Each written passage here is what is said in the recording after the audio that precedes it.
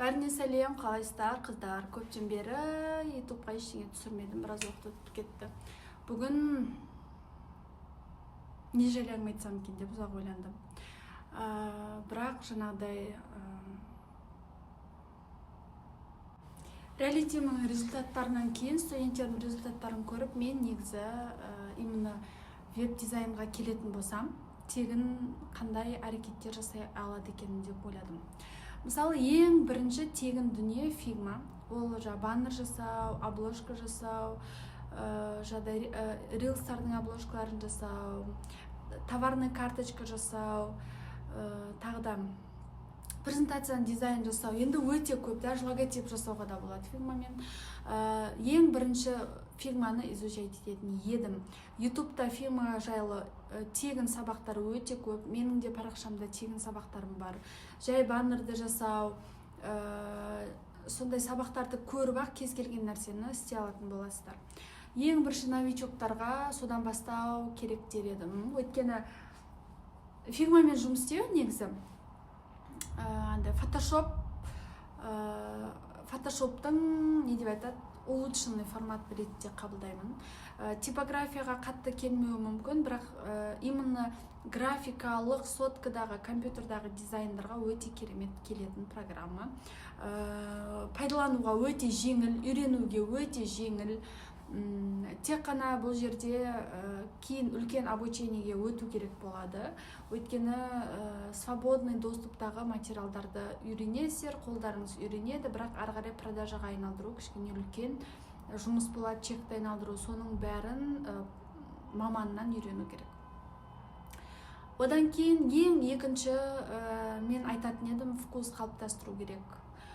Неше түрлі сайттар бар, мен осы описаниеге қалдырып кетемін, вкусты қалыптастыратын. Сол жердегі баннерларды, сайттардың дизайнын, рилстардың обложкасын, шрифтларды, солардың бәрін қайталап жасап, бірде-бір қайталап көріп, прокачка жасау керек. Даже мен 6 жылдық тәжірибеммен өзімнің білім алған мұғалімдерім бар, солардың миын аштам. Менің что-то жасап жүрген дизайным осындай болмай кетті, мындай болмай кетті, что-то чегімді көтере алмай жатырмын дегенде, олардың постоянно маған беретін ақылы осы сайттағы сайт баннерлардың дизайнын, сайт дизайндарын қайталап жаса дейді. Тупо сондай практикалық жаттығу, чтобы жаңа дизайн, жаңа форматты үйрену үшін.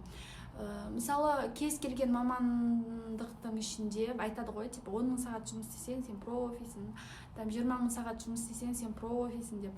Сол сияқты веб-дизайнда да, графический дизайнда да осындай практикалық сағаттың көбірек болуы сіздің тәжірибеңіздің артуына, чегіңіздің көтерілуіне қатты әсер етеді. Сондықтан новичок болсаңыздар, міндетті түрде прокачка деп айтам. Менің Pinterest'та да өзімнің сақтап жүрген таскаларым бар. Солардың ссылкасын алсаңыздар болады. Тоже давайте описание қалдырып кетейін. Сол арқылы көріп жүрсеңіздер болады. Немесе маған жекеге жазсаңыздар, мен сіздерге ссылкасын жіберемін. Сол арқылы сол жердегі баннерларды, дизайндарды спокойно қайталап прокачка жасауға болады. Бұл новичоктарға да, опытный мамандарға да күшті практика. Вот. Одан кейін үшінші искусственный интеллект. Мен қазір өзімнің жұмысымды искусственный интеллектсіз елестете алмаймын. Өйткені қазір сценарий жазуда да, текст жазуда да, блогтардың структурасын жазуға, продажа келтіретін тексттарды жазуға, соның картинкаларды жасауға, идея іздеуге, соның бәріне маған искусственный интеллект қатты көмектесіп жатыр. Одан бөлек, мысалы, мен көптеген рилстар жасай алам, мультиктар жасай алам да, бірақ оны инстаграмда онша көп көрсете бермеймін, өйткені инстаграмда мен веб-дизайн болғандықтан искусственный интеллекттің бағытына қатты былай кетіп қалғым келмейді. Бірақ сонда да студенттеріме искусственный интеллекттің сабақтарын беріп отырамын. Сондықтан міндетті түрде искусственный интеллектті зерттеңіздер, қараңыздар, түсініп, өздеріңіздің кез келген жұмысыңызға пайдалана алатындай мүмкіндікте болу керексіз.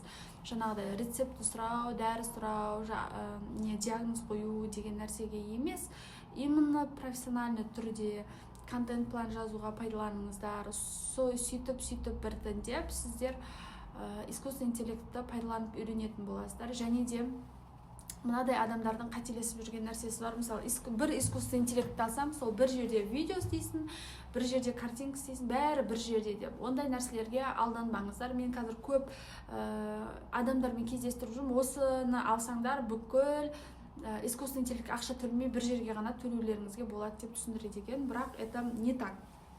Мысалы мен FreePic деген сайт деп айтады. Сайт приложениесі бар ма жоқ па білмеймін.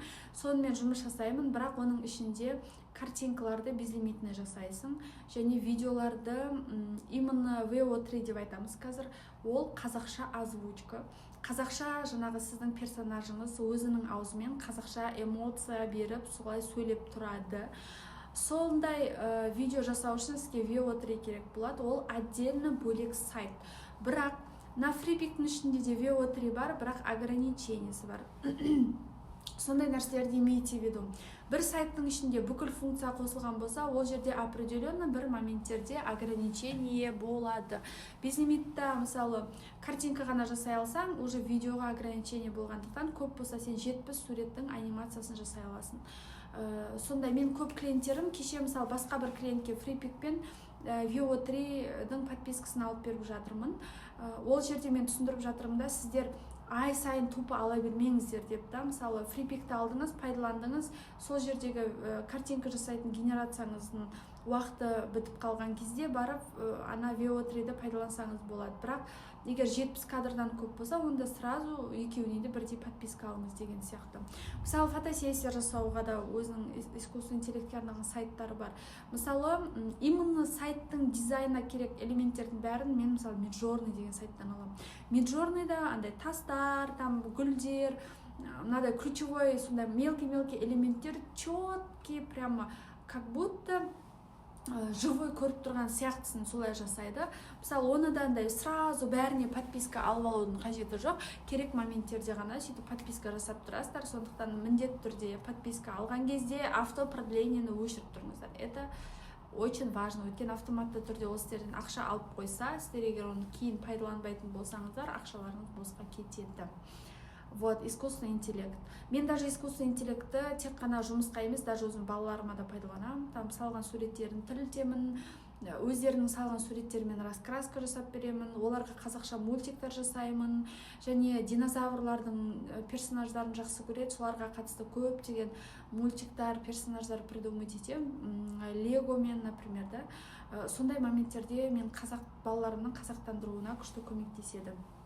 Одан кейін төртінші міндетті түрде финансовый грамотностьпен план құруды үйреніңіздер. Жаңа қазір кайдзен бір нәрсе деп жатады. Мен мысалы андай көп кітап оқып, қанша зерттеп келгенмен әр периодта әртүрлі график болды. Мен де мысалы қазір балаларыма көбірек уақыт бөлетін болғандықтан мен таңғы 9-9:30-нан сағат 1-ге дейін ғана жұмыс істеймін. Одан артық уақытта қазір жұмыс жасап жүрген жоқпын. Одан кейін мысалы 1 мен 3-тің арасында міндетті түрде жаңа обед істеу, потом үйді жинау, ыдыстарды реттеу, кірлерді жуу, тектеу деген моменттерді сол уақытта, сосын ары қарай 3-тен кейін уже балалардың бассейні, тренировкасы, балалар садиктен алып кету керек деген нәрселер басталады. Кешкі тамақтың уақыты. Солай күнім бітеді. Кешке мен балалармен отырып ойнаймын, телефон бәрін тастап. Одан кейін балаларды ерте жатқызуға тырысамын, өйткені біз таңертең өте ерте ұйқыдан тұрамыз. 6-да жоқ дегенде 6-да тұрамын ұйқыдан. Сосын қазір мысалы 7-ден өте 7:30-дарда уже үлкен ұлды садикқа алып кету керек. Кішкентай ұлдың заготовкасы, завтракқа тамақтары бар, алып кететін боксы, соны дайындау керек. Еще макинге завтрак беру керек деген сияқты жұмыстарым бар. Сондықтан андай графикпен бөліп қойғанмын да, 9-дан 1-ге дейін үй күйіп кетіп, төсек жиналмаса да, мен төсек жинамаймын. Ол уақытта міндетті түрде жұмыс жасаймын. Жаңағыдай 1-ден 3-ге дейін, 3-тен 4-ге дейін, 5-тен 8-ге дейін, 8-ден 9:30-ға дейін балалармен ойнаймыз. Осындай уақытта жатамын. Түнде жатар алдында балалар ұйықтап қалғаннан кейін тұрып уходым жасаймын да, мен де ұйықтаймын деген сияқты. Сондай почасовой менде блокпен график қойылған. Содан кейін мен бәріне в принципе успеваю. Ну, бывают моменты, когда мен үлгермей қалам, но вот так пока у меня хорошо получается. Вот. Одан кейін финансовый грамотность өте маңызды. Мен осы недавно бір кітап алдым, қазір көрсетемін сіздерге. Так, вот финансовый грамотность туралы мынадай кітап алдым. Женщина и баракат. Бұл кітап Қазақстанда жазылған, және Айгүл Бақытқызы жазған. Осының недавно форумына барып келдім. Енді кітапты енді бастап оқып жатырмын, бірақ жерде бір ключевой моменттер бар. Мысалы, мен көп нәрсені қолмен жазам. Ол кісінің автографын да алып үлгердім. Қолмен жазам. Мына кітапта бүкіл детальный программалар жазылған. Қалай ақшаны экономдауға болады, қалай инвестиция салуға болады, қалай жинайсың, қай жерде қалай депозитке салу керек, қай жерде экономдау керек, қай жерде экономдауға болмайды деген тақырыптардың бәрі қозғалған. Мен бір шолу жасап шықтым. Осыны міндетті түрде оқимын. Мен настольный кітабым болатынына даже 1000% уверенмін. Осы кітапты міндетті түрде алып оқыңыздар. Еще айтқым келгені, мен мысалы веб-дизайнер болғаннан кейін мына кітаптың дизайнына, приложениенің дизайндарына көп мән беремін, өте көп мән беремін. Сондықтан мына кітаптың дизайны керемет. Егер дизайндық нені үйренетін болсаңыздар, я вам советую. Мынаның өзі искусственный интеллектпен қаншалықты керемет жасалған. Мына гүлді қараңыздар. Мен енді қатты вау дедім мына кітапқа. Өте придумать еткен каждый детальді дизайнер ретінде өте қатты с удовольствием оқимын мына кітапты. Өткен қандай мынадай элементтерге қандай күшті придумать еткен, шрифтісін даже қалай күшті тапқан, білмеймін енді, маған қатты ұнады. Андай кітап оқығанда маған кітаптың дизайны, оны қалай оқимын деген кезде андай дизайны маған қатты әсер етеді. Вот. Еще бұл кісі финансовый грамотность туралы приложение шығарған. Сол приложениені пайдалану арқылы өзіңіздің күнделікті расходтарыңызды қалай экономдап, қалай жұмсап жүрсіз, қай жерде көп, қай жерде аз екенін осы приложение арқылы не деп айтады, көріп жүре аласыздар. Оның приложениесін айтайын ба, қалай аталады? My Barakat App деп аталады екен. My Barakat App. Осы кітапты, мысалы, финансовый грамотностьтымды постоянно дамытып жүремін. Өйткені менде өзімнің проектіма байланысты доходтарым. Мысалы, бір проекті болса ақша бар, проекті жоқ болса ақша жоқ. Сондықтан менде қазір тұрақты ай сайын түсетін. Так, осындай сумма ай сайын маған түседі деп мен айта алмаймын. Мысалы, бір айда 200 түссе, бір айда 300 түседі, бір айда 500 түседі, бір айда даже 1 000 000 теңге түсіп кетеді. Сондай сияқты болғандықтан, тұрақсыздық болғандықтан мен финансовый грамотностьқа қатты мән беремін. Ай сайын жұмсайтын ақшамды есептеймін. Ол мен үшін өте маңызды. Өйткені мен демалған уақыттарда ақшам жетпей қалды, ойбай деген менде проблема болмау керек. Вот. Ой, шашым, короче, мне мешает. Короче, сондай проблема болмау керек. Сосын менің артымда міндетті түрде жиналып тұрған ақшаларым бар. Менің кредит қарыздарым жоқ, ол өте маңызды. 3 миллионға дейін қарызым болған, мен оны жаптым. Адамдарға қарызым болған, оны жаптым. Короче, сондай моменттердің бәрінен өттім. Мен жаңағы ата-ененің проблемасы, студенттік кездегі проблема, өзімнің ата-анаммен тұрғандағы проблемалар, отбасылық проблемалар, күйеумен отношениям дұрыс емес, баламмен қарым-қатынасымды дұрыстау керек деген сияқты біраз нәрседен өттім. Соның арқасы, мен ойлаймын, осындай дамуымның арқасы. Сондықтан финансовый грамотность пен планирование міндетті түрде дамыту керексіздер. Это өте ключевой момент. Өйткені осы финансовый грамотностьті дамыту арқылы мен дамытқым келіп бастауымның арқасында мен веб-дизайнды бастап, осы арқылы отбасылық отношениямды, ата-енем отношениямды дұрыстау үшін веб-дизайннан тапқан ақшамды психологтар мен энергопрактиктарға жұмсадым. Именно былай айтсам болады негізі. Отбасымдағы жағдай өте нашар, так ажырасам деп жүргенде осы веб-дизайнға энергопрактик пен психологқа ақшаны таба алмадым беретін, соларды табу үшін келдім. сол каждый түскен копейканы жинап мен айына емес аптасына 2 реттен 30 000 теңгеден, энергопрактикам бар, 25 000 теңгеден сол апта сайын соларға ақша төлеу үшін проект алатынмын. Там түнде ұйқым қанбаса да сол ақшаны өлсем де табам деп апта сайын сол екеуіне ақша тауып 3 жыл бойы жұмыс жасадым. Сол веб-дизайнның арқасында мен отбасылық отношениямды бәрін дұрыстадым, өзім самооценкамды көтердім, өзім дамыдым, еще балалармен отношениям дұрысталды, еще айналысатын ісім бар, және де табатын табысым бар, және де енді айта берсем көп. Қазір мысалы балалармен финансовый еркіндіктің, өзімнің графигімнің фрилансерлік жұмыс болғандықтан, менде еркіндік өте көп. Например, фрилансерлік жұмыс болғандықтан балаларыма гибкий графикта балаларыма қарап, өзімнің қалауыма қарап жоспарларымды құрамын. Соның арқасында осы веб-дизайн осындай нәтижеге маған жетуге көмектесті.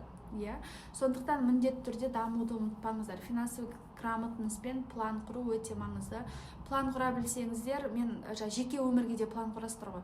Так, 5 жылдан кейін мен шетелге шығамын, 2 жылдан кейін менің күйеуіммен отношениям осындай болады деген сияқты. Оның бәрі план. Негізі адамдар ойлайды ғой, план деген таңертең тұрамын да обедте ұйықтаймын, обедте тамақ істеймін, кешке балаларды апарып. Планға сенің болашақ өміріңді өзгерткің келетін моменттер кіреді. Ол тоже план. Болашақта қалай өмір сүремін, 5 жылдан кейін менде қанша табыс болады деген, соның бәрі план. Сондықтан сол нәрселерді дұрыс құра алу үшін сізде міндетті түрде планировать етіп үйрену керексіздер. Осы ключевой 4 моменттер сіздің өміріңіздегі маңызды нәрсе. Мысалы, именно веб-дизайнға келген, веб-дизайнға келгісі келіп жүрген, веб-дизайнмен айналысқысы келіп жүрген, я болмаса балалармен гибкий графикта жұмыс істегісі келетін адамдарға негізі осы фрилансерлік жұмыс өте таптырмайтын, заменасы болмайтын істердің бірі. Оның ішінде веб-дизайнда мен мысалы клиентті өзім таңдаймын, өз дизайнымды ұсынамын, ешкімнің офисына бармаймын, ешкімнің қарамағында жұмыс істемеймін. Мен как партнер ретінде өзімнің дизайнымды ұсынамын, соған соответственно ақшамды аламын, өзім қойған ақшаны аламын, өзім қойған графикта жұмыс жасаймын. Өте ыңғайлы негізі. Өйткені маған маңызды болды отбасыдағы гармониямды ұстап тұру, уақытылы тамақ істеп отыру, чтобы күйеуім келгенде бәрі дайын тұратын. Потому что қазір Құдайға шүкір соңғы жылдары базовый потребностьтардың бәрін күйеуім жауып қойды. Содан кейін қазір менде ондай проблема жоқ. Сондықтан мен қазір көбінде акцент қоямын өзімнің жеке табысым болуына, ақшаның артынан қумаймын. Жеке өзімнің расходтарымды көтеріп тұратын және ақшам жиналатын болса, одан кейін отбасылық гармониям өте маңызды, балаларыма уақыт бөле алатыным өте маңызды, уақытылы күйеуіме үйде тамақ істеп, үй жиналып тұрған маған өте маңызды. Өйткені үй жиналмаса настроением бұзылады менің, не только менің, күйеуімнің де. Сондықтан сондай моменттерде маған үлкен мүмкіндік беріп жатыр осы веб-дизайн. Егер осы бағытта әрі қарай дамығыларыңыз келсе, менің YouTube каналыма тіркеліп алыңыздар. Мен сіздерге көп пайдалы ақпараттармен бөлісетін боламын. Және де менің басқа да каналдарым бар, Instagram, WhatsApp'ым бар, жеке жазам десеңіздер, каналым бар Telegram'да. Соның бәрінде мен қалай қазір балалармен қатар алып жүрмін, қалай веб-дизайнда дамып жатырмын, өзімнің ісім болу үшін не істеп жатырмын деген нәрселерді поделиться етіп жүрмін. Сондықтан сіздерді менің парақшаларымда күтемін. Мені қолдауды ұмытпаңыздар, лайк пен комментарий міндетті түрде сіздерден күтемін.